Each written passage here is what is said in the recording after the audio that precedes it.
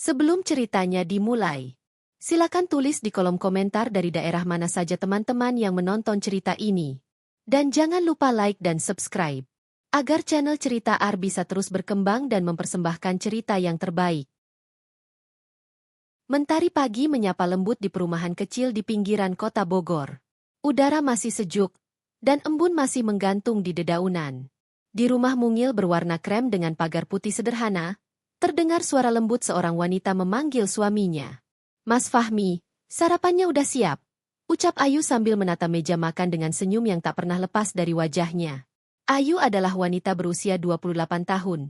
Tubuhnya mungil, berkulit kuning langsat, dan memiliki sorot mata yang lembut. Ia mengenakan daster bermotif bunga sederhana, rambutnya yang panjang diikat rapi. Sifatnya penyayang, sabar, dan selalu berusaha melihat kebaikan dalam setiap orang, termasuk dalam keluarganya yang sering memperlakukannya dengan tidak adil. Fahmi, suaminya, keluar dari kamar dengan kemeja yang sudah disetrika rapi. Ia adalah pria berusia 30 tahun, bekerja sebagai karyawan toko elektronik di kota. Wajahnya teduh, meski lelah selalu tampak di matanya. Hidup sederhana bersama Ayu sudah menjadi kebahagiaan tersendiri baginya. "Wangi banget, sayang. Kamu masak apa pagi ini?" tanya Fahmi sambil mencium tangan istrinya dengan penuh kasih. "Tempe goreng, sambal terasi, sama sayur asem kesukaan Mas," jawab Ayu sambil tersenyum kecil. "Masih sempat masak pagi-pagi gini, padahal semalam kamu tidur udah larut," ujar Fahmi lembut. Ayu hanya menggeleng. "Mas capek kerja, aku nggak mau Mas berangkat tanpa sarapan." Mereka duduk bersama, menikmati sarapan sederhana di meja kayu kecil yang sudah mulai usang tapi penuh kenangan. Di dinding ruang makan, tergantung foto pernikahan mereka 5 tahun lalu. Foto yang selalu mengingatkan pada janji setia yang pernah diucapkan. Setelah makan, Fahmi bersiap berangkat kerja. Sebelum keluar, ia selalu memeluk Ayu. Kebiasaan kecil yang menjadi rutinitas mereka. "Aku berangkat dulu, sayang. Kunci pintu rapat-rapat ya. Aku pulang sore." "Iya, hati-hati di jalan, Mas," jawab Ayu sambil melambaikan tangan dari pintu. Begitu suaminya pergi, Ayu mulai menjalani aktivitas hariannya. Ia membersihkan rumah, menata bunga di halaman kecil, lalu menyapu teras. Rumah itu kecil, hanya 2 kamar tidur dan 1 ruang tamu, tapi Ayu selalu menjaganya agar tampak rapi dan nyaman. Setelah selesai, ia membuka lemari kecil di kamar tidur. Di sana, di dalam kotak kayu berlapis kain beludru biru, tersimpan beberapa perhiasan emas, kalung, gelang, dan cincin, yang selalu ia rawat dengan penuh kasih. Itu adalah peninggalan dari ibunya yang sudah meninggal 2 tahun lalu. Tangannya menyentuh kalung itu perlahan. "Ibu, semoga ibu tenang di sana," bisiknya lirih. "Aku janji akan jaga semuanya." Bagi Ayu, perhiasan itu bukan sekadar harta, tapi kenangan yang tak ternilai. Saat menikah dulu, ibunya sempat berpesan agar perhiasan itu disimpan baik-baik, karena suatu hari bisa menjadi penolong ketika kesulitan datang. Ia tak pernah menyangka bahwa nasihat itu akan menjadi kenyataan. Setelah menutup lemari, Ayu duduk di ruang tamu dan membuka buku catatan keuangan keluarga. Gajinya dari hasil menjahit baju tetangga tak seberapa, tapi cukup untuk menambah belanja bulanan. Ia mencatat dengan teliti setiap pengeluaran dan pemasukan. Kalau terus nabung, mungkin 2 bulan lagi bisa beli mesin jahit baru. Gumamnya penuh semangat.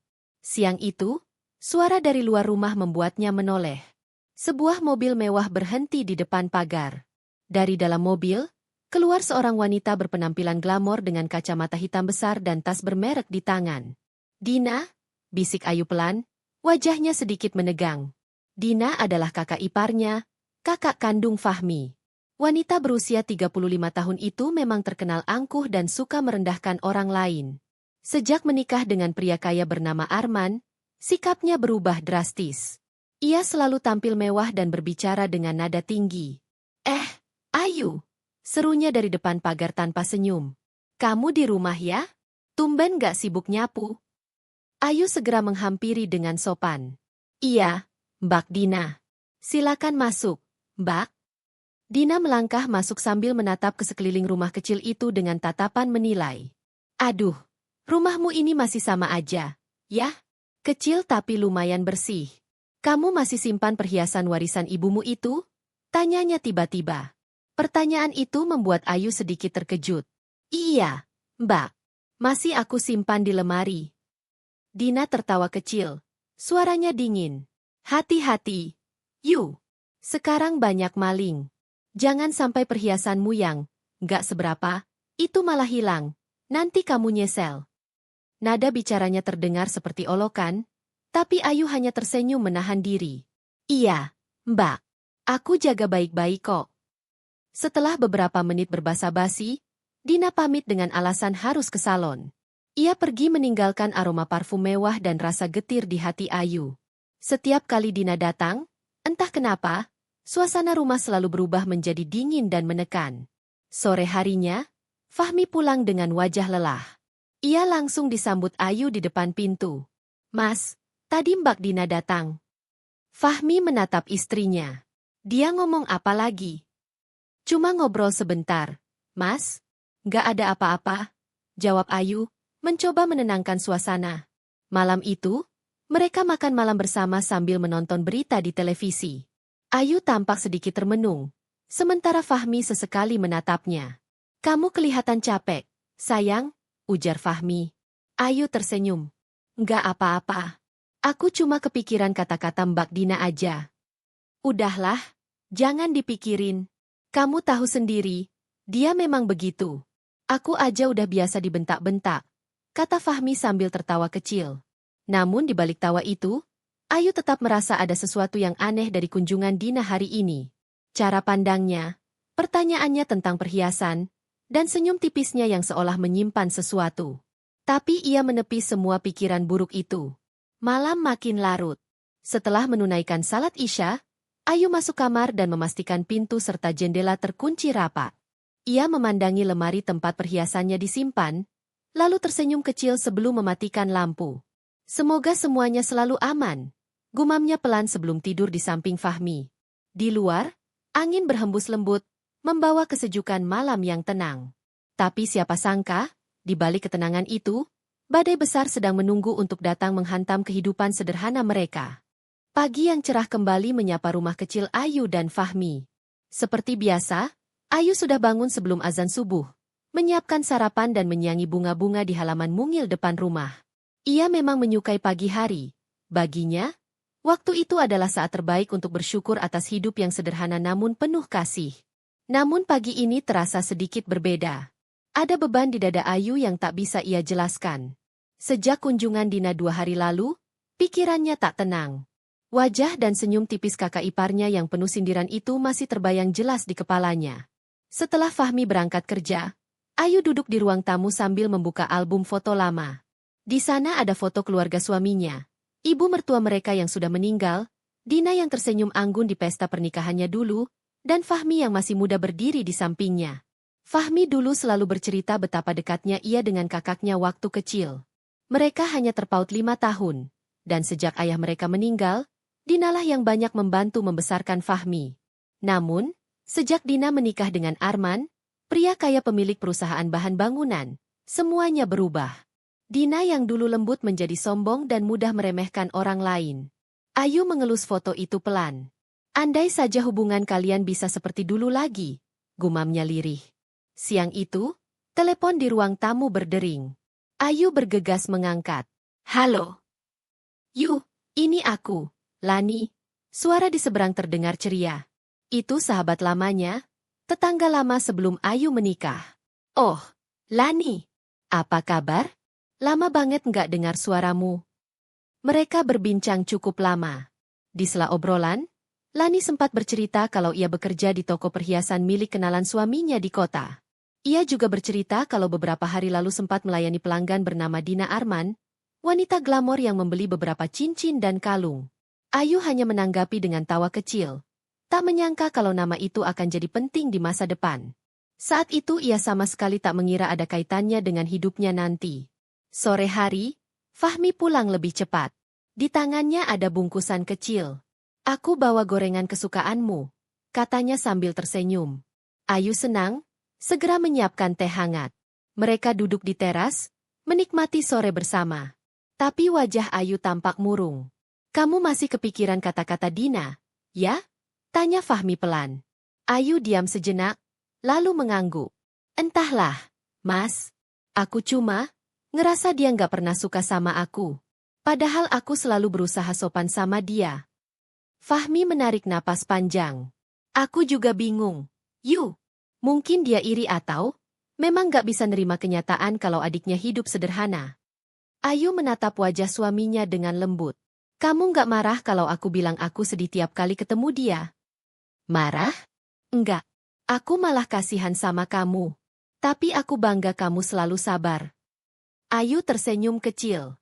Kesabaran memang sudah jadi pelindungnya selama ini.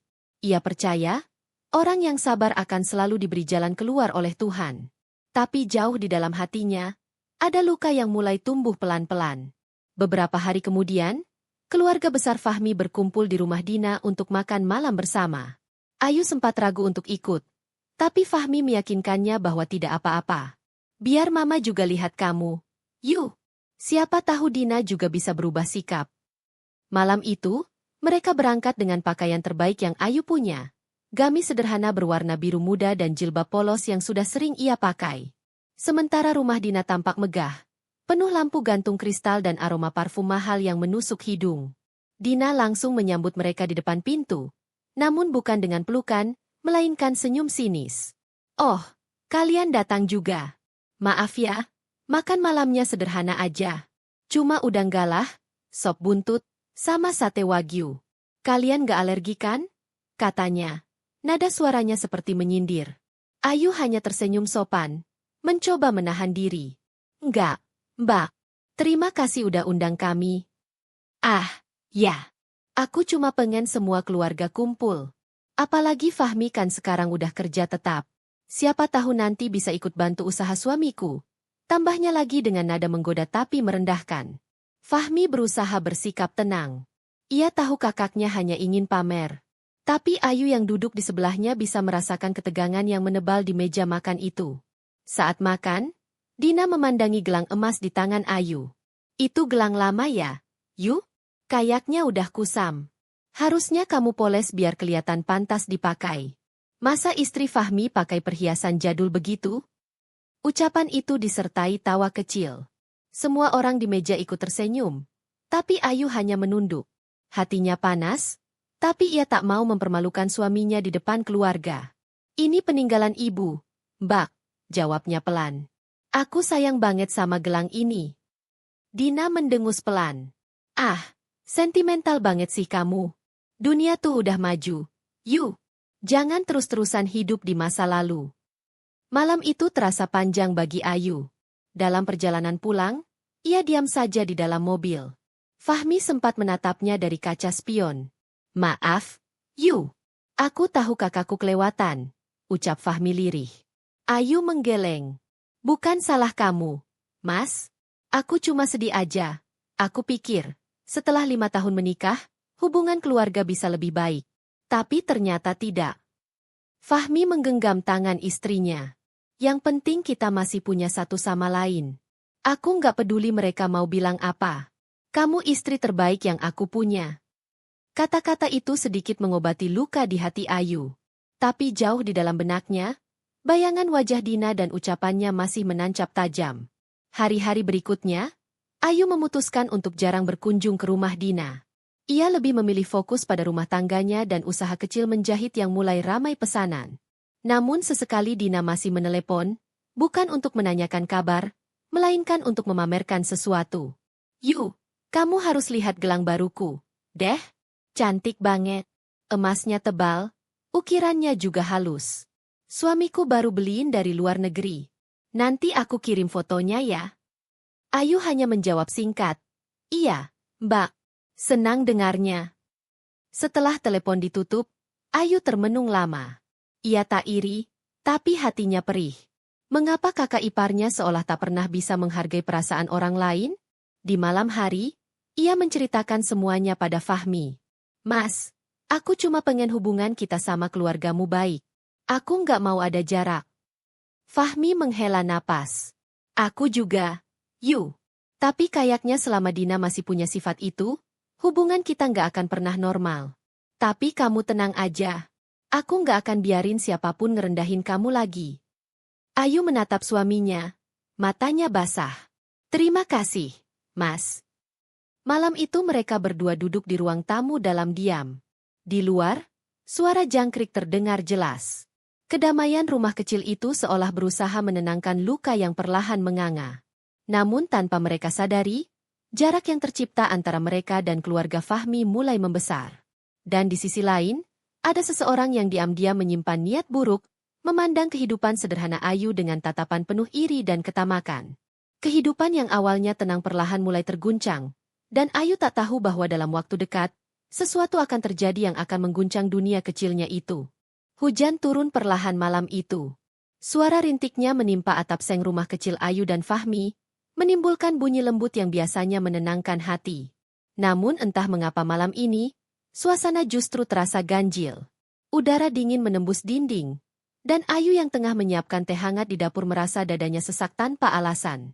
Fahmi baru saja tiba dari tempat kerjanya. Bajunya masih basah sebagian, rambutnya meneteskan air hujan. Ayu segera menyambutnya dengan handuk. Mas, kok kehujanan? Tadi aku udah bilang bawa payung. Ujarnya lembut. Fahmi tersenyum tipis. Iya. Tadi hujannya tiba-tiba deras waktu aku masih di halte. Tapi nggak apa-apa, cuma basah sedikit. Ayu menarik kursi dan menyodorkan teh hangat. Minum dulu, Mas. Biar nggak masuk angin. Mereka duduk berdua di ruang tamu. Lampu bohlam kecil di langit-langit menyala redup, menciptakan suasana hangat dan tenang. Di luar, angin meniup tirai tipis dekat jendela, membuatnya bergerak pelan seolah menari mengikuti ritme hujan. Mas? Panggil Ayu pelan setelah beberapa menit diam. Fahmi menatapnya. Aku ngerasa aneh akhir-akhir ini. Aneh gimana? Aku kayak ngerasa rumah kita diawasi. Entah kenapa, setiap malam aku kayak dengar langkah kaki di depan pagar, atau suara ranting patah di dekat jendela. Fahmi menatap istrinya dengan lembut, berusaha menenangkan. Mungkin cuma pikiranmu aja, sayang. Sekarang ini kan lagi sering hujan, suara apapun bisa kedengaran beda.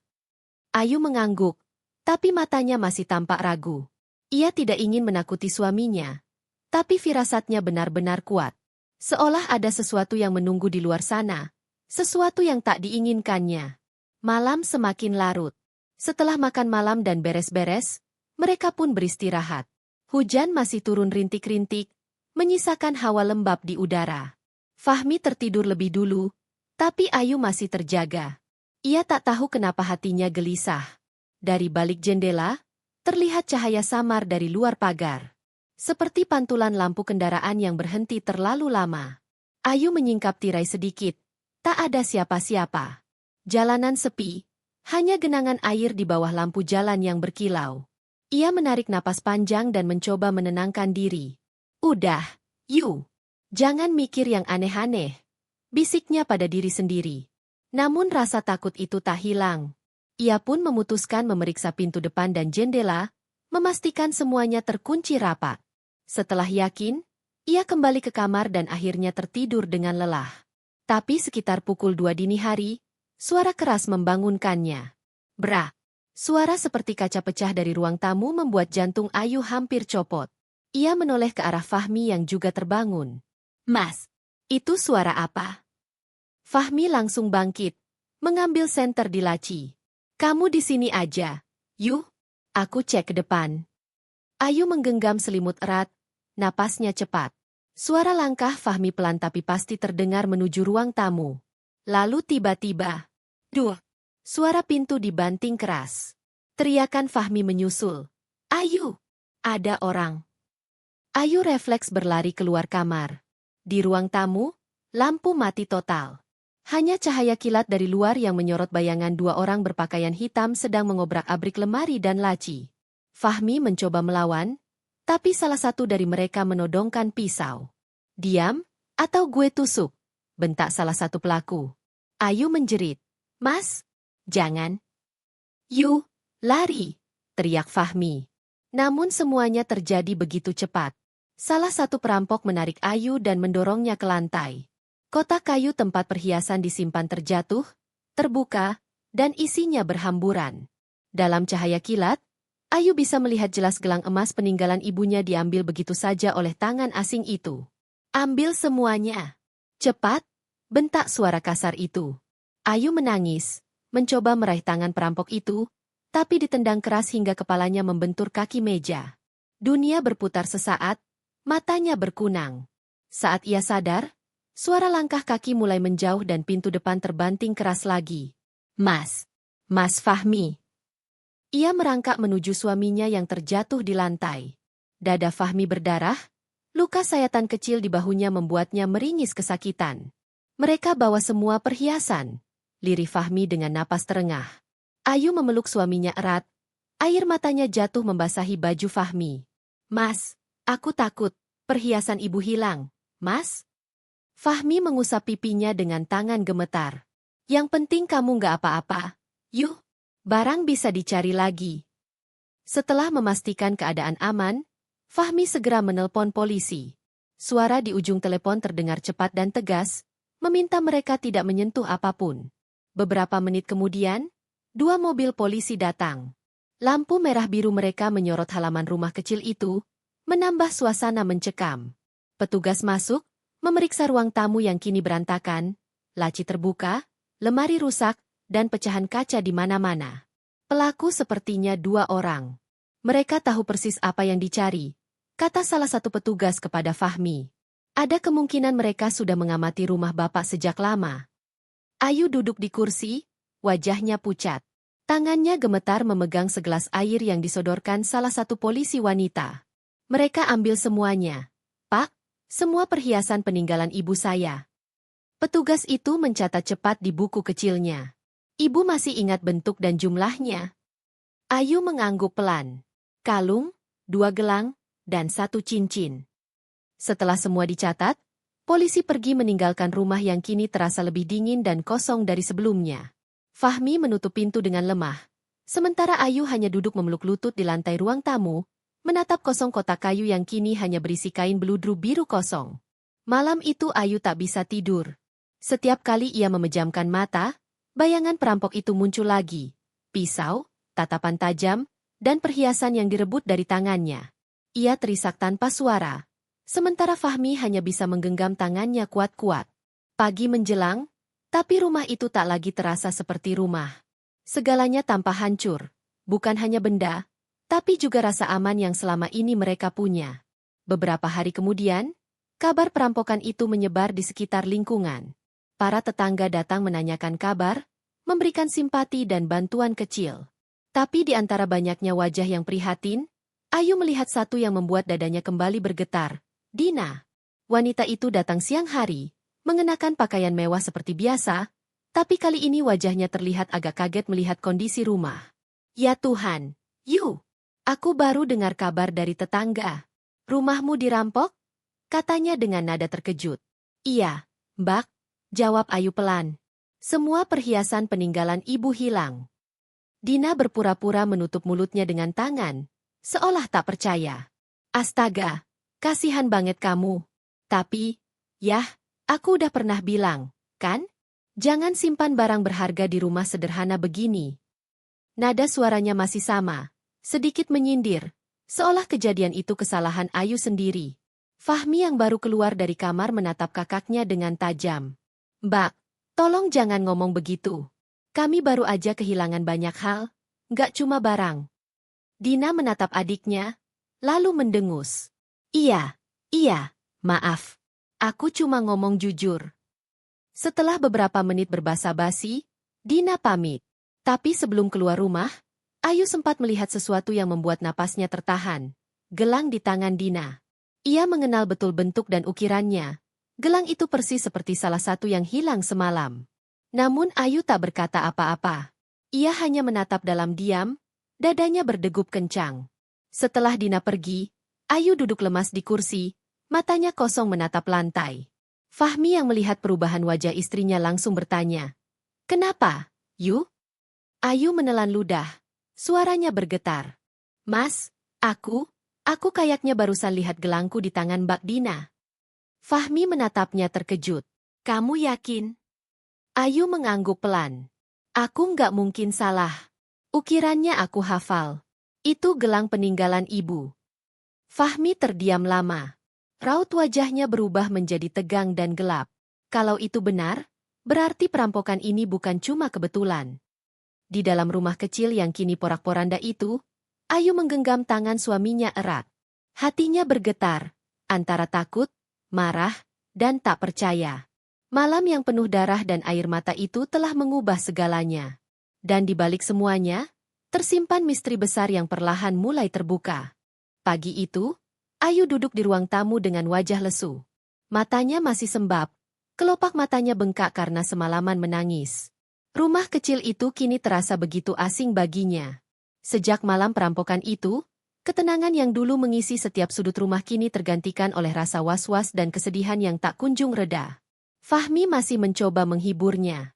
Sayang, nanti aku izin setengah hari kerja ya. Aku mau ke kantor polisi lagi. Siapa tahu ada perkembangan baru soal laporan kita. Ayu menatap suaminya dengan pandangan kosong.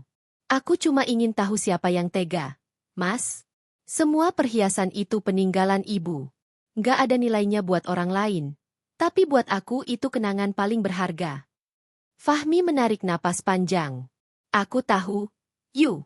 Aku juga pengin pelakunya ketemu secepatnya. Tapi sabar dulu ya. Polisi bilang bakal mereka selidiki. Ayu hanya mengangguk, tapi hatinya belum tenang. Ada perasaan aneh yang terus mengusik pikirannya sejak malam kejadian itu. Ia merasa ada sesuatu yang tidak wajar, tapi ia belum bisa memastikannya. Hari berlalu dengan lambat. Setiap kali ia menatap lemari kosong di kamar tempat perhiasannya dulu disimpan, rasa sesak di dadanya makin menjadi. Seolah-olah sebagian dari dirinya juga ikut hilang bersama barang-barang itu. Sore hari, Ayu duduk di teras sambil menyeruput teh hangat. Tiba-tiba, suara mobil berhenti di depan rumah. Ia mengenali mobil itu seketika. Mobil putih mewah milik Dina, kakak iparnya. Tumben, gumam Ayu pelan sambil berdiri dan menghampiri pagar. Dina turun dari mobil dengan pakaian mencolok, mengenakan blus merah terang dan celana panjang putih. Wajahnya berseri, dan tangannya penuh dengan perhiasan yang berkilau mencolok di bawah sinar matahari. Ayu, sapa Dina ceria, berbeda dari biasanya. Aku dengar kabar dari Fahmi kalau rumahmu kemarin dirampok. Astaga, aku kaget banget. Kamu nggak apa-apa kan? Ayu menatapnya dengan canggung. Iya, Mbak. Aku nggak apa-apa. Cuma ya itu, semua perhiasan peninggalan ibu hilang. Dina menghela napas pura-pura prihatin. Aduh, kasihan banget. Yuh, aku sampai nggak bisa tidur lo mikirin kamu. Makanya hari ini aku sempatin mampir. Ayu tersenyum hambar. Terima kasih, Mbak. Aku juga masih kaget. Tapi ya mau gimana lagi? Mungkin belum rezeki. Dina duduk di kursi teras tanpa diminta, membuka tas bermereknya, dan mengambil kue kecil.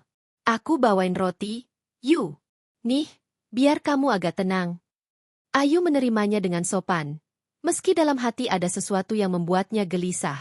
Saat Dina menggerakkan tangannya untuk membuka bungkus roti, Ayu tak sengaja melihat gelang di pergelangan tangan kakak iparnya itu.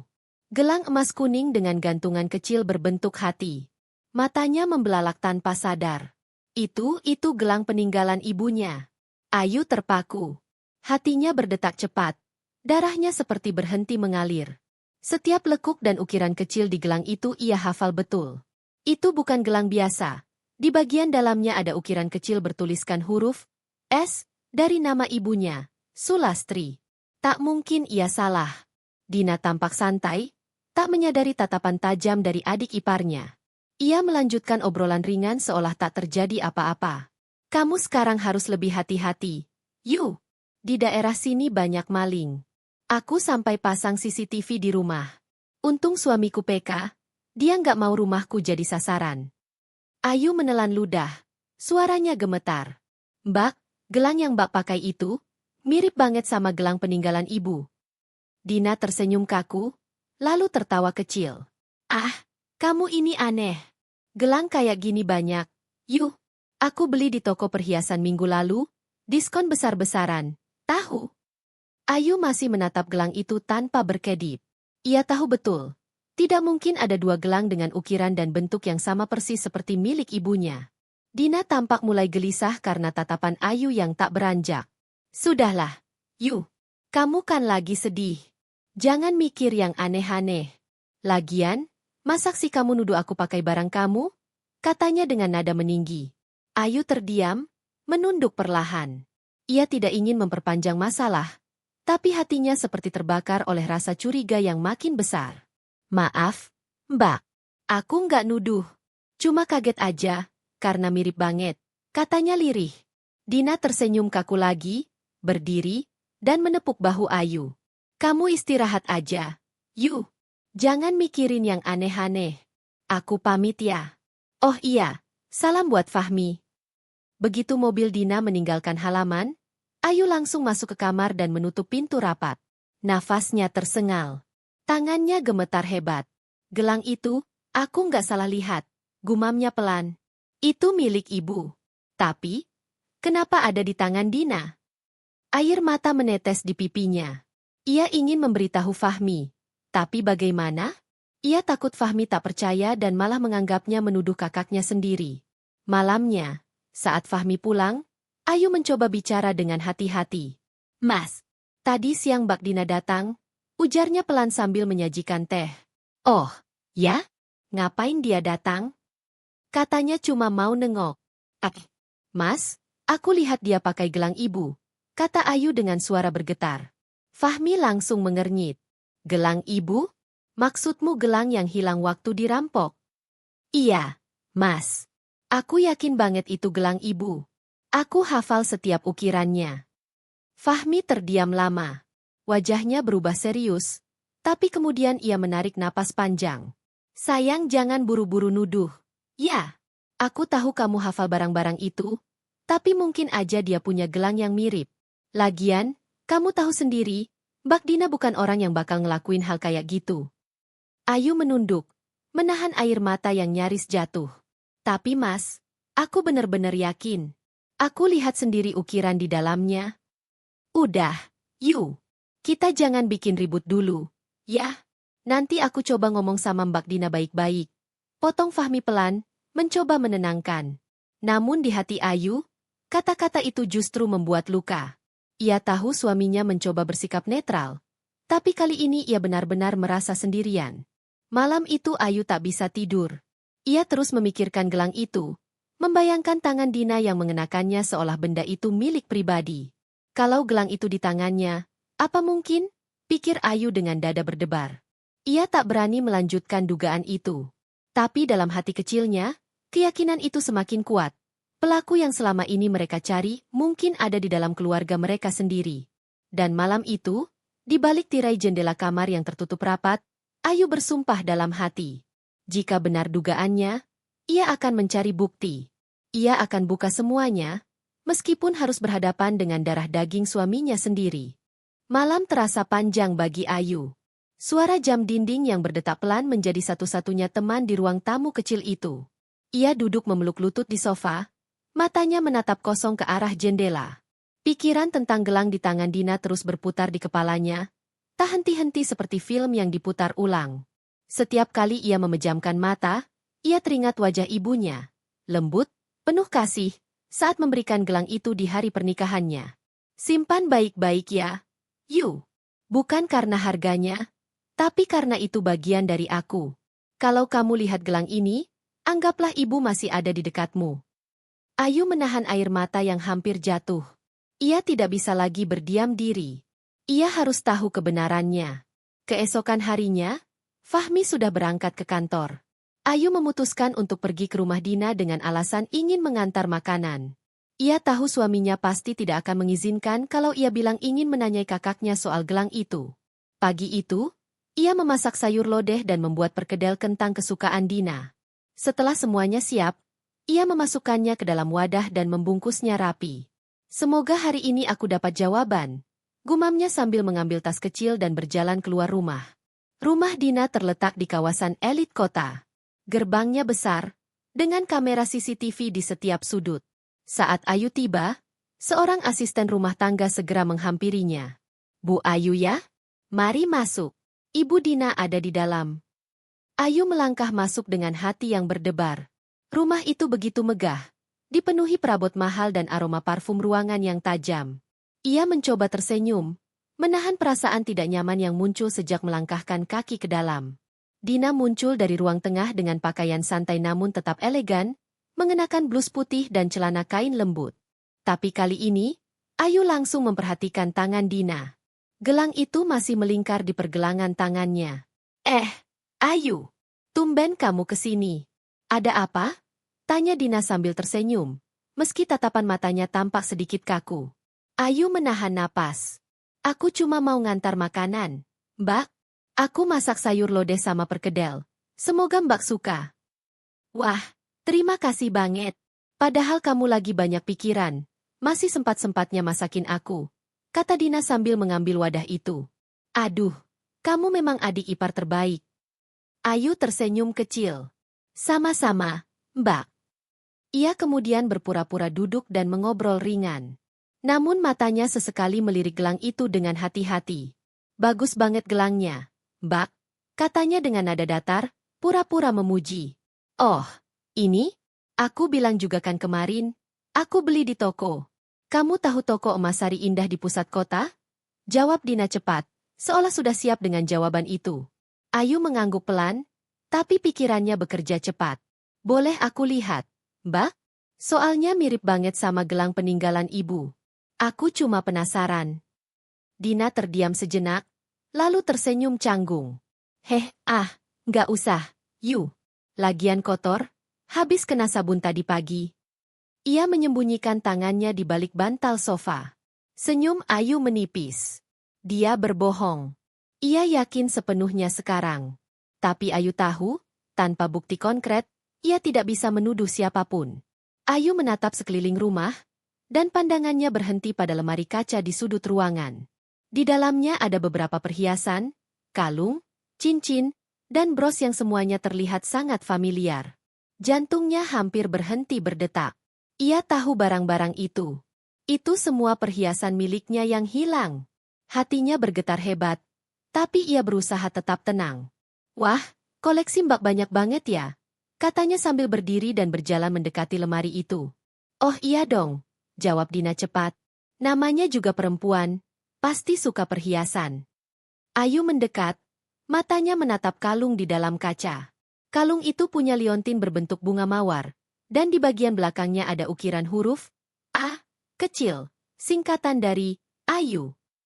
Ia hampir tak bisa bernapas. Ia berpura-pura batu kecil, mencoba menahan diri agar tidak langsung menangis. Mbak, boleh aku ke kamar mandi sebentar? Boleh, di sebelah dapur, jawab Dina santai, tak menyadari rencana kecil yang mulai terbentuk di kepala Ayu. Ayu berjalan ke arah dapur, tapi sebelum masuk ke kamar mandi, ia menatap meja kecil di dekatnya. Di sana ada ponselnya yang ia letakkan di tas. Ia menyalakannya, mengaktifkan kamera tanpa suara, lalu dengan langkah perlahan kembali ke ruang tamu. Dari sudut pintu, ia mengarahkan kamera ponsel ke lemari kaca itu dan merekam dalam diam. Ia mengambil beberapa detik rekaman gelang, kalung, dan cincin yang semuanya tersusun di sana. Tangannya gemetar, tapi ia tahu ini harus dilakukan. Selesai merekam, ia kembali ke kamar mandi dan menenangkan diri sebentar. Air mata yang ia tahan sejak tadi akhirnya jatuh tanpa bisa dibendung. Ibu, ternyata yang nyakitin aku orang yang aku panggil keluarga. Ketika keluar, Dina masih duduk di ruang tamu sambil membuka bungkus makanan yang dibawa Ayu. Wah, lodehnya wangi banget. Kamu memang jago masak. Ayu tersenyum palsu. Senang kalau Mbak suka. Aku pamit dulu ya, Mbak. Takut Fahmi pulang duluan. Begitu keluar dari rumah itu, langkah Ayu terasa berat. Tapi di dadanya, ada sedikit kelegaan. Ia sudah punya bukti. Bukti yang tak terbantahkan. Malamnya, saat Fahmi pulang, Ayu memintanya duduk di ruang tamu. Ia tampak tegas dan tenang. Mas, aku mau tunjukin sesuatu, katanya pelan sambil menyerahkan ponselnya. Fahmi menatap layar, dan video itu mulai diputar. Terlihat jelas perhiasan-perhiasan yang dulu hilang tersusun di lemari kaca rumah Dina. Ia terdiam lama. Mas lihat sendiri, kan? Suara Ayu bergetar. Itu semua milik kita, Mas. Kalung ibu, gelang, cincin, semuanya ada di sana. Fahmi menatap istrinya dengan wajah pucat. Ia tak bisa berkata-kata. Tapi kenapa bisa? Ayu menatapnya dengan mata berkaca-kaca. Aku nggak tahu, Mas. Tapi satu yang aku yakin, perampokan itu bukan karena maling dari luar. Semua ini dilakukan oleh orang yang tahu persis isi rumah kita. Fahmi menunduk. Wajahnya tertutup kedua tangannya. Ia tidak percaya. Kakak kandungnya sendiri bisa melakukan hal sekeji itu. Mas, aku nggak mau bikin malu keluarga. Tapi aku juga nggak bisa diam. Aku mau lapor polisi lagi. Dengan bukti ini, kata Ayu mantap. Fahmi mengangguk pelan. Aku ikut. Yu, kamu benar. Kita nggak bisa lindungi orang yang udah ngelakuin kejahatan, meskipun dia keluarga. Malam itu, Ayu dan Fahmi memutuskan untuk membawa bukti rekaman itu ke kantor polisi esok hari. Hati Ayu bergetar hebat, bukan karena takut, tapi karena luka yang dalam, luka karena dikhianati oleh orang yang dulu ia panggil kakak. Pagi itu udara terasa berat. Langit mendung, angin berhembus pelan membawa hawa dingin yang menyusup hingga ke dada. Ayu berdiri di depan cermin kamar dengan wajah pucat. Matanya sembab karena kurang tidur semalaman. Hatinya campur aduk antara takut, sedih, dan marah. Hari ini adalah hari di mana semuanya akan terungkap. Fahmi datang dari ruang tamu sambil membawa map berisi hasil laporan baru dari polisi dan ponsel Ayu yang berisi rekaman bukti. Kamu siap, Yu? Suaranya pelan, namun terdengar tegas. Ayu menatap suaminya, berusaha tersenyum walau bibirnya bergetar. Aku harus siap, Mas. Aku nggak mau hal ini dibiarkan. Aku mau kebenaran muncul, apapun akibatnya. Fahmi menarik napas dalam-dalam, lalu menggenggam tangan istrinya erat. Aku juga masih sulit percaya. Tapi bukti itu nyata. Kita harus hadapi semuanya. Mereka berdua berangkat menuju rumah Dina. Di sepanjang perjalanan, tak satu kata pun keluar dari mulut mereka. Mobil melaju pelan, sementara pikiran keduanya melayang pada kenangan masa lalu. Dina bukan hanya kakak ipar bagi Ayu, tapi juga seseorang yang dulu dianggapnya seperti kakak sendiri. Orang yang dulu sering membantunya, mengajarinya memasak, bahkan menjadi tempat curhat saat Ayu baru menikah. Namun kini, semua kenangan itu berubah menjadi pedang yang menancap dalam di hati. Sesampainya di depan rumah megah milik Dina, Ayu menatap gerbang itu lama. Hatinya berdegup cepat. Mas, aku takut, bisiknya. Fahmi mengelus punggung tangannya lembut. Tenang, aku di sini. Mereka pun masuk ke halaman setelah asisten rumah tangga membukakan pintu. Dina tampak terkejut melihat kedatangan mereka berdua pagi-pagi begitu. Ia mengenakan piyama sutra, rambutnya digelung rapi, wajahnya masih berseri seolah tak ada beban apapun. Fahmi, Ayu? Tumben banget datang pagi-pagi. Ada apa? Tanya Dina dengan nada heran namun mencoba ramah. Fahmi menatap kakaknya tanpa senyum. Kita perlu bicara, Mbak. Ini penting. Dina tampak sedikit gelisah, tapi tetap mempersilakan mereka duduk. Waduh, kok tegang banget? Ada apa sih sebenarnya? Ayu menatap meja, mencoba menenangkan diri. Tangannya gemetar. Fahmi kemudian meletakkan ponsel di atas meja dan menekan tombol putar. Video rekaman dari rumah Dina mulai diputar, memperlihatkan perhiasan milik Ayu yang tersusun rapi di lemari kaca. Warna wajah Dina seketika memucat. Senyum di bibirnya menghilang. Tubuhnya kaku seperti patung. Mbak, coba jelaskan ini, kata Fahmi dengan suara pelan namun penuh tekanan.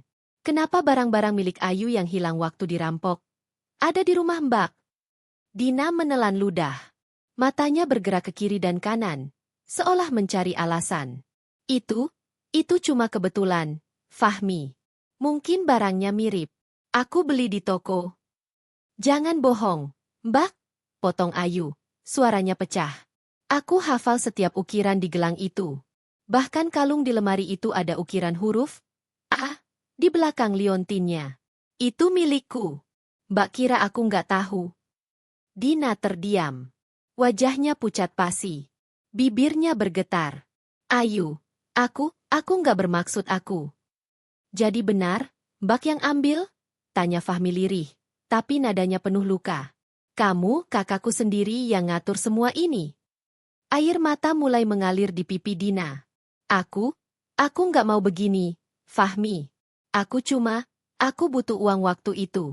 Aku salah, aku bodoh. Ayu menatapnya dengan mata merah.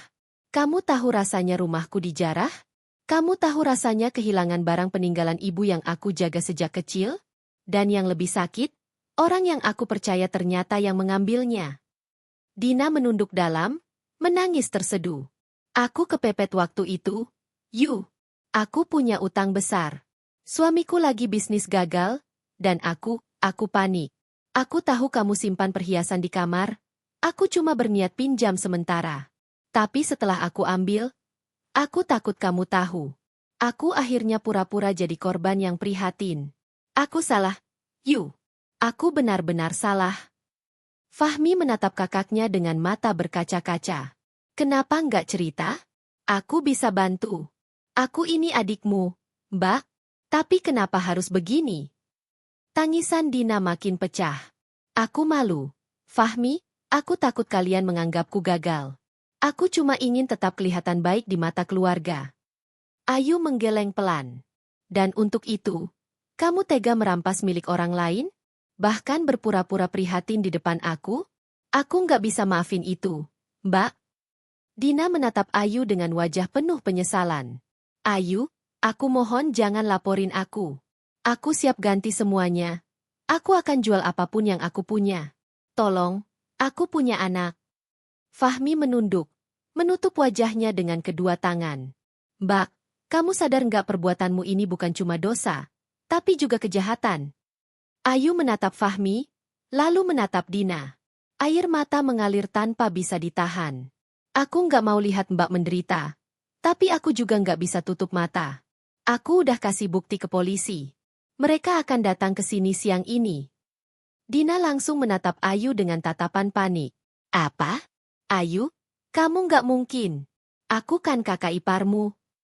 Ayu berdiri, suaranya tegas namun bergetar. Dan aku sudah terlalu lama diam.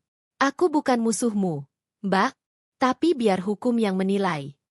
Dina terisak, lututnya lemas, tubuhnya jatuh terduduk di lantai. Ayu. Fahmi, tolong aku. Namun tak lama kemudian, suara ketukan keras terdengar di pintu depan. 2 orang polisi masuk ke ruang tamu, menunjukkan surat penangkapan. Ibu Dina, kami mendapat laporan dan bukti bahwa ibu terlibat dalam kasus pencurian di rumah adik ipar Anda. Kami mohon ikut ke kantor polisi untuk pemeriksaan. Dina tak kuasa menahan tangis. Ia menatap Fahmi dengan pandangan memohon. Fahmi, tolong aku. Fahmi berdiri kaku, matanya basah. Maaf, Mbak, aku nggak bisa. Aku harus adil. Aku nggak mau jadi orang yang menutup mata terhadap kesalahan. Dina akhirnya dibawa keluar dengan tangan gemetar, masih terisak. Begitu mobil polisi meninggalkan halaman, Ayu menatap kosong ke depan. Dadanya sesak, tapi juga ada kelegaan yang aneh. Aku nggak pernah bayangin akan berakhir seperti ini, Mas. Fahmi merangkul istrinya pelan. Aku juga nggak. Tapi mungkin ini satu-satunya cara biar semua jelas. Aku sedih kehilangan kakak seperti ini, tapi aku lebih sedih tahu dia tega menyakiti kamu. Ayu menutup matanya, air mata jatuh lagi tanpa bisa dicegah. Kadang orang yang paling kita percaya justru yang menusuk paling dalam. Ya, Mas. Fahmi hanya diam, menggenggam tangan Ayu erat. Di luar, hujan mulai turun perlahan. Butir-butir air itu jatuh di kaca jendela. Seolah langit pun turut menangisi keluarga yang hancur karena keserakahan dan kebohongan. Namun di balik air mata itu, Ayu tahu, inilah awal dari kebenaran yang akhirnya terungkap. Hari-hari setelah pengakuan Dina terasa seperti kabut tebal yang menutupi mata dan hati Ayu. Meskipun kebenaran akhirnya terungkap, rasa lega yang seharusnya datang tak kunjung muncul. Justru yang Ayu rasakan adalah kehampaan. Sebuah kekosongan besar di dalam dadanya yang membuat setiap tarikan napas terasa berat. Fahmi, yang selama ini berusaha menenangkan istrinya, kini lebih banyak diam. Ia sering duduk di teras pada malam hari, menatap langit yang gelap tanpa bintang. Aku nggak nyangka, keluarga sendiri bisa begitu, katanya suatu malam, suaranya serak dan nyaris tak terdengar. Ayu hanya menatap wajah suaminya yang letih, mata yang dulu hangat kini tampak sayu. Kadang aku juga masih nggak percaya. Mas, jawab Ayu pelan. Tapi nyatanya, semuanya udah terjadi. Dan sekarang, kita cuma bisa menerima. Fahmi menghela napas panjang. Iya. Tapi aku juga nggak tahu, gimana harus memaafkan. Sejak Dina ditangkap, rumah mereka seakan kehilangan warna. Dina memang sudah mengaku, polisi pun menemukan sebagian besar perhiasan Ayu di rumahnya, bahkan beberapa masih disimpan di lemari kamarnya. Namun, setelah semua bukti dikumpulkan dan kasus mulai diproses, bukan kepuasan yang muncul di hati Ayu, melainkan kesedihan yang dalam. Ayu duduk di kamar, menatap gelang emas yang dulu menjadi kebanggaannya. Gelang itu kini tak lagi berkilau, seolah kehilangan sinarnya karena kisah kelam yang menyelimutinya.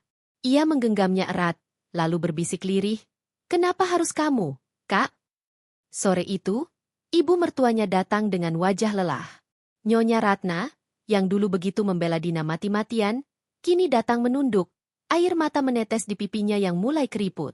"Ayu, ibu minta maaf, Nak," katanya serak. Ayu menatapnya, kaget, lalu buru-buru berdiri. "Ibu nggak perlu minta maaf. Ini bukan salah ibu. Tapi ibu yang selama ini percaya sama Dina. Ibu nggak pernah dengerin kamu. Ibu malah sempat marah waktu kamu lapor polisi. Ibu pikir kamu fitnah dia." Kata-kata itu membuat dada Ayu terasa sesak. Ia menunduk, berusaha menahan tangis. "Saya juga nggak mau semua ini terjadi, Bu.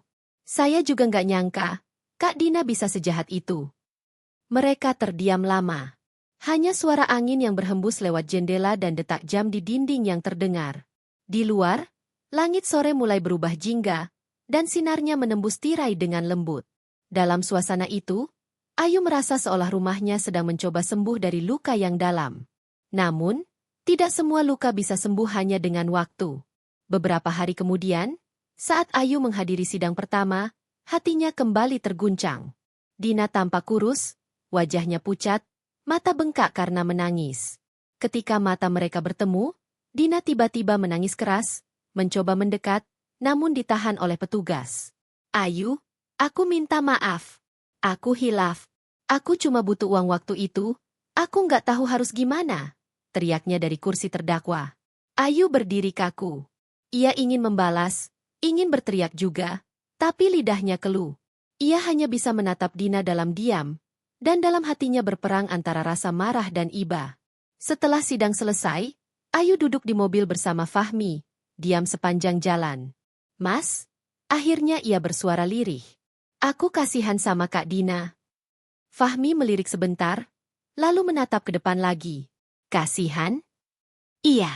Aku tahu dia salah, tapi aku juga tahu dia pasti menyesal. Aku cuma nggak tahu harus gimana.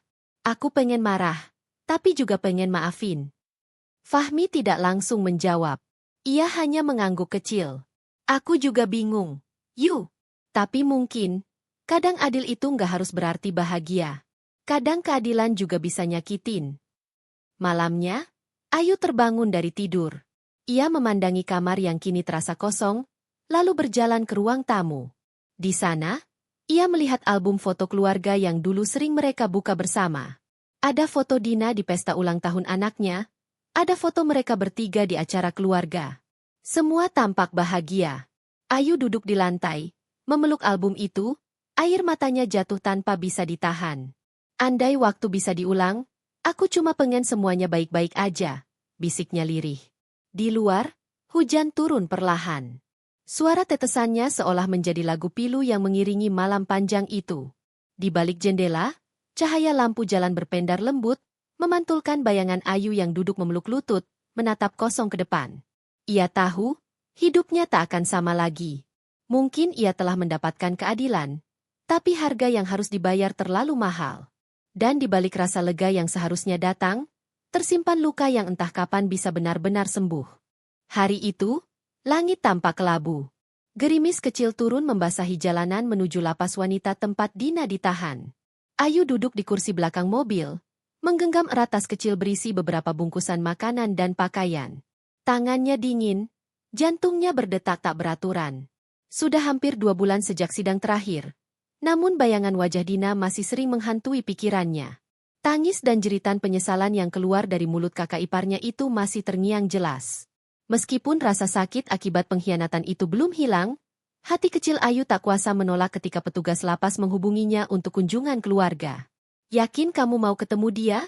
tanya Fahmi pelan dari kursi pengemudi. Ayu mengangguk pelan.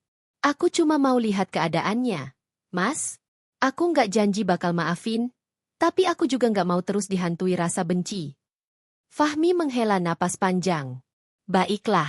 Aku tunggu di mobil aja, ya. Aku rasa kalian berdua butuh bicara dari hati ke hati." Begitu memasuki ruangan kunjungan, Ayu menahan napas. Ruangan itu dingin dan sunyi. Hanya terdengar suara petugas yang memeriksa barang bawaan. Beberapa meja panjang berjejer, dan di ujung ruangan, Dina duduk menunduk. Wajahnya pucat, tubuhnya tampak kurus, pipinya cekung. Rambut yang dulu selalu disasak rapi kini berantakan, dan baju tahanan yang lusuh membungkus tubuhnya dengan suram. Ketika melihat Ayu berjalan mendekat, Dina spontan berdiri, air matanya langsung jatuh. "Ayu?" Suaranya serak. Seperti hampir tak keluar. Ayu menatapnya lama. Tak ada kata yang keluar dari mulutnya. Hanya dada yang bergemuruh. Saat akhirnya ia duduk, Dina buru-buru meraih tangan Ayu. Tapi Ayu sedikit menariknya. "Aku datang bukan untuk marah," kata Ayu pelan. "Aku cuma mau tahu, kenapa?" Dina terisak. Ia menunduk, tangannya bergetar. Aku nggak tahu harus mulai dari mana. Yuh. Waktu itu aku lagi terdesak banget. Suamiku kehilangan pekerjaan, anakku sakit, dan aku nggak punya siapa-siapa buat minta tolong." Ia menatap Ayu dengan mata memerah. "Aku tahu kamu pasti bantu kalau aku minta. Tapi, aku malu. Yuh. Aku malu karena dulu aku sering ngerendahin kamu. Aku malu minta tolong setelah semua itu." Ayu diam. Hatinya seolah diremas. Ia ingat betul bagaimana dulu Dina sering bicara sinis, menganggap Ayu bukan menantu yang sepadan, sering menyindir bahwa hidup Ayu bergantung pada suaminya. Tapi kini, melihat wanita itu di hadapannya dengan wajah hancur, Ayu justru merasa iba. "Aku nggak sangka kamu bakal segitunya.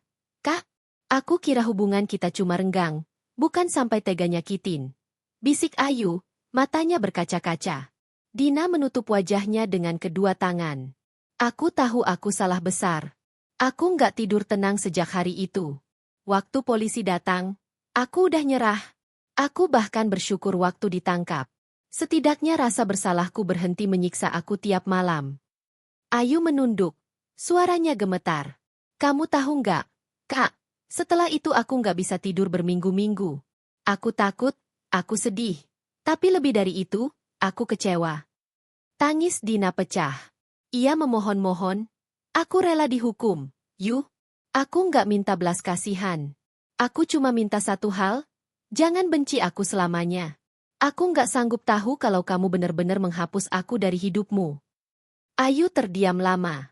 Ia tak tahu harus menjawab apa. Di satu sisi, hatinya masih terluka dalam. Tapi di sisi lain, ia tahu Dina benar-benar menyesal. Dalam diam, air matanya jatuh satu persatu. "Aku nggak tahu bisa maafin kamu atau enggak, Kak. Tapi aku nggak akan benci selamanya. Aku cuma butuh waktu." Dina mengangguk sambil menangis. "Terima kasih. Yuh, terima kasih masih mau datang." Beberapa menit mereka hanya duduk saling diam, hingga petugas datang memberi tanda waktu kunjungan hampir habis. Sebelum beranjak, Ayu meletakkan bungkusan makanan di depan Dina. "Ini ada makanan yang kamu suka. Aku buat sendiri." Dina tersenyum tipis. Matanya berkaca-kaca. "Terima kasih. Yuh, aku nggak pantas, tapi makasih banyak." Ketika Ayu keluar dari ruangan, matanya sembab. Di luar, Fahmi menunggunya di mobil dengan wajah khawatir. "Gimana?" tanyanya hati-hati. Ayu menatap ke depan, menatap gerimis yang turun di kaca mobil. Dia nyesel. "Mas. Tapi aku juga sadar. Maafin seseorang itu nggak semudah ngomong di mulut. Luka ini dalam banget." Fahmi mengangguk pelan. "Yang penting kamu udah berani ketemu dia. Itu langkah pertama, Yu." Selama perjalanan pulang, Ayu tak banyak bicara. Ia hanya memandangi jalan yang basah oleh hujan, memikirkan semua hal yang telah terjadi. Di dalam hatinya, masih ada luka. Tapi entah kenapa, untuk pertama kalinya setelah sekian lama, ia merasa sedikit lebih ringan. Di rumah malam itu, Ayu menatap perhiasan yang kini disimpan rapi dalam kotak kaca. Ia tersenyum getir. Bukan perhiasan ini yang berharga, bisiknya lirih, tapi hati yang jujur dan keluarga yang tulus. Kalau itu hilang, semua ini nggak ada artinya. Angin malam berembus lembut lewat jendela, membawa suara jangkrik dan hujan yang semakin reda. Dalam keheningan itu, Ayu memejamkan mata, berdoa agar hatinya diberi kekuatan. Untuk sembuh, untuk memaafkan, dan untuk melanjutkan hidup tanpa kebencian. Sudah 3 bulan berlalu sejak kunjungan Ayu ke lapas tempat Dina menjalani hukumannya, namun bayangan kejadian itu masih menempel kuat di benaknya. Setiap kali ia memandangi halaman rumah yang dulu terasa damai, hatinya kembali sesak. Rumah kecil yang dulu penuh tawa kini sering terasa sunyi. Tidak ada lagi kunjungan keluarga, tidak ada lagi suara riuh saat lebaran. Semuanya terasa hampa. Setiap pagi, Ayu kini punya kebiasaan baru. Ia duduk di teras sambil menyeruput teh hangat, menatap pohon jambu yang daunnya mulai menguning. Seringkali pikirannya melayang pada masa-masa sebelum semuanya hancur. Saat ia, Fahmi, dan Dina masih bisa tertawa bersama tanpa rasa curiga. Ia tidak pernah membayangkan bahwa orang yang pernah dianggap kakak sendiri bisa menjadi penyebab luka sedalam ini. Suatu pagi, Fahmi keluar membawa koran. Wajahnya tampak kaget, lalu segera melipat koran itu dengan cepat. Tapi Ayu terlanjur melihat sekilas headline kecil di bagian bawah halaman, kasus pencurian perhiasan oleh keluarga sendiri, vonis 2 tahun penjara untuk tersangka. Ayu menatap suaminya pelan. Berita tentang Kak Dina, ya? Fahmi terdiam sesaat, lalu mengangguk pelan. Iya, Yu. Tapi jangan dibaca, ya? Aku takut kamu kepikiran lagi. Ayu tersenyum getir. Mas, aku udah nggak bisa pura-pura lupa. Walaupun aku nggak mau baca, semuanya udah tertulis di kepala aku. Setiap malam aku masih ingat semua. Ia menunduk, menatap cangkir tehnya yang kini mulai dingin. Orang-orang di sekitar juga belum berhenti ngomongin. Ada yang bilang aku tega, ada yang bilang aku pahlawan. Tapi yang mereka nggak tahu, aku nggak pengen jadi dua-duanya. Beberapa hari kemudian, Ayu memutuskan pergi ke pasar.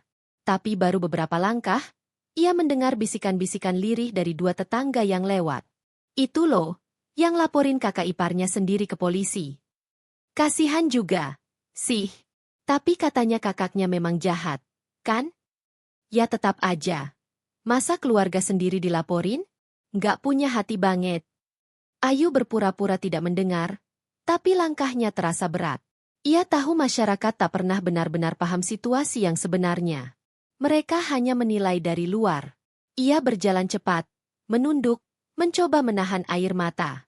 Sesampainya di rumah, ia langsung duduk di kursi ruang tamu dan menatap kosong. Beberapa kali ia memegang dadanya, merasa sesak.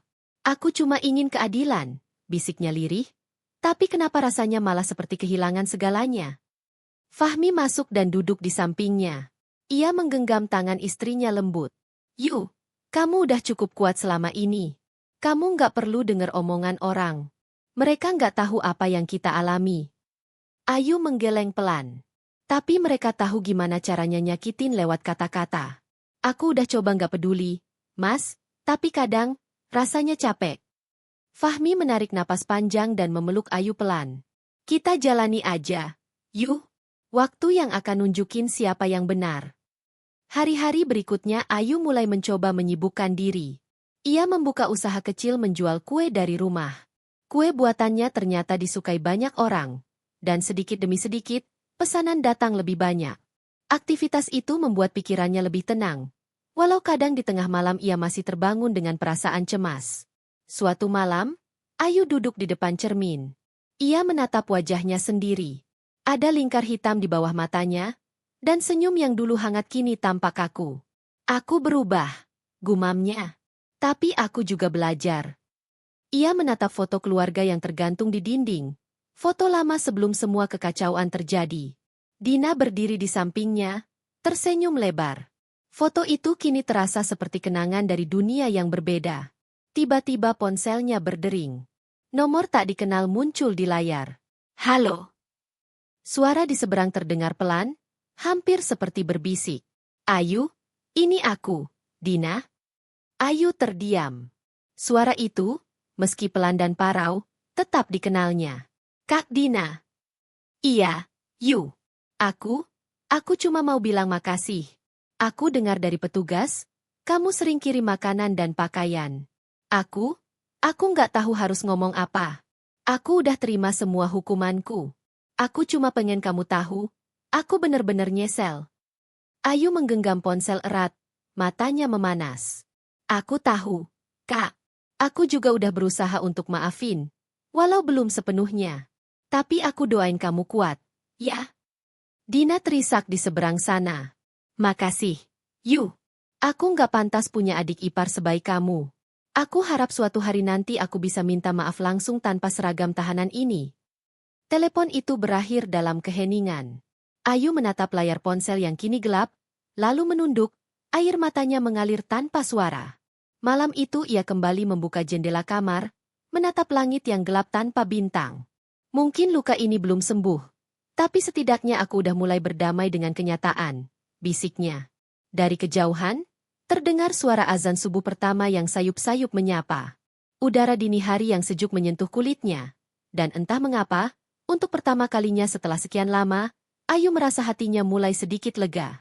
Ia tahu, perjalanan untuk benar-benar sembuh masih panjang. Tapi malam itu, ia memutuskan satu hal penting, bahwa luka boleh tetap ada, asal tidak menghalangi dirinya untuk melangkah ke depan. Pagi itu, udara terasa lebih hangat dari biasanya. Mentari menembus tirai tipis kamar rumah sederhana milik Rini. Sudah beberapa bulan berlalu sejak perceraian yang mengguncang hidupnya. Luka itu belum sepenuhnya sembuh. Tapi setidaknya kini ia sudah mampu tersenyum tanpa air mata. Di depan cermin, ia menatap dirinya sendiri. Wajah yang dulu terlihat hancur kini mulai tampak kuat. Ada semburat semangat baru di sana. Sudah cukup lama kamu bersembunyi dalam duka, Rin, gumamnya pelan. Sekarang saatnya kamu hidup lagi. Hari itu Rini bersiap pergi ke rumah makan kecil yang baru ia buka dengan sahabat lamanya, Rara. Dengan tabungan yang tersisa dan bantuan Rara, mereka membuka usaha sederhana bernama Warung Ibu Bahagia. Nama itu bukan tanpa alasan. Rini ingin setiap ibu yang datang, meski lelah, bisa pulang dengan senyum dan perut kenyang. Ketika sampai di sana, aroma masakan langsung menyambutnya. Rara melambaikan tangan. Rin, cepat sini, ada pelanggan baru yang mau pesan banyak. Rini tersenyum dan segera membantu. Ia melayani pelanggan satu persatu dengan sabar. Tak disangka, warung kecil itu mulai ramai. Banyak orang datang, bukan hanya karena makanan lezat, tapi juga karena keramahan dan ketulusan Rini. Hari demi hari, hidup Rini perlahan membaik. Ia sudah tidak lagi mengurung diri dalam kesedihan. Meski luka masa lalu masih mengintip di sudut hatinya, ia belajar berdamai dengan kenyataan. Namun suatu sore, ketika warung hampir tutup, seseorang datang, seseorang yang tidak pernah ia bayangkan akan melihat lagi. Gunawan. Pria yang pernah ia cintai sepenuh hati itu berdiri di depan warung dengan wajah lelah dan janggut tipis. Pakaiannya lusuh, langkahnya gontai, dan matanya kosong. Rini membeku di tempat. Waktu seakan berhenti sesaat. Rini, suara Gunawan lirih, nyaris tak terdengar. Aku cuma ingin melihatmu. Aku tahu aku nggak pantas datang, tapi, aku nggak punya tempat lagi. Rini menatapnya lama. Dulu, ia mungkin akan menangis atau marah, tapi kini hatinya tenang. Luka yang dulu terasa membakar kini tinggal bekas yang memudar. Silakan duduk, ujarnya tenang. Kamu mau makan? Gunawan menunduk. Kamu masih mau ngelayanin aku setelah semua yang aku lakuin? Rini tersenyum tipis. Aku nggak ngelayanin kamu sebagai mantan suami. Aku cuma ngelayanin kamu sebagai manusia yang lapar. Ia pergi ke dapur dan menyiapkan sepiring nasi, ayam goreng, dan sambal kesukaan Gunawan dulu. Saat menaruh piring itu di meja, Gunawan menatapnya dengan mata berkaca-kaca. Aku nyesel, Rin. Aku kehilangan semuanya. Kerjaanku, rumah, perempuan itu juga ninggalin aku.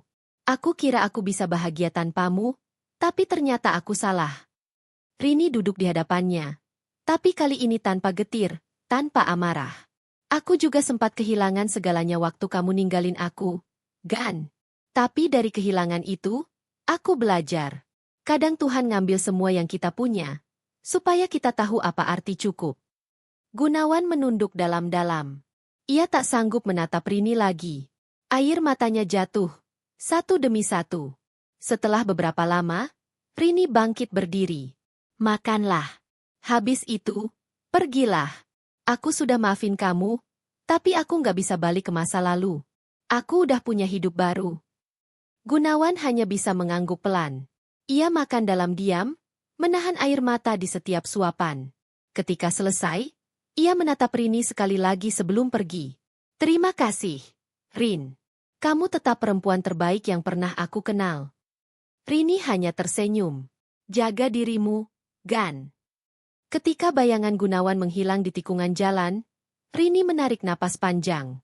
Ada rasa lega yang tak bisa dijelaskan. Luka itu memang belum sepenuhnya hilang, tapi kini ia tahu, dari luka itu, tumbuh kekuatan. Sore menjelang malam, Rini menatap langit jingga dari depan warungnya. Rara datang membawa teh hangat dan duduk di sampingnya. Masih berat? Tanya Rara lembut. Rini menggeleng, tersenyum kecil. Enggak, aku justru merasa ringan. Ternyata, memaafkan bukan berarti melupakan, tapi membebaskan diri dari beban. Rara menatapnya kagum. Kamu hebat, Rin? Enggak, aku cuma perempuan yang belajar dari luka. Matahari tenggelam perlahan di ufuk barat, meninggalkan semburat jingga keemasan di langit. Dan di balik cahaya itu, Rini tahu, akhir dari luka bukanlah gelap, melainkan cahaya yang menuntun menuju hidup yang baru. Kini, di ujung luka itu, Rini menemukan dirinya yang sesungguhnya. Kuat, tenang, dan bebas.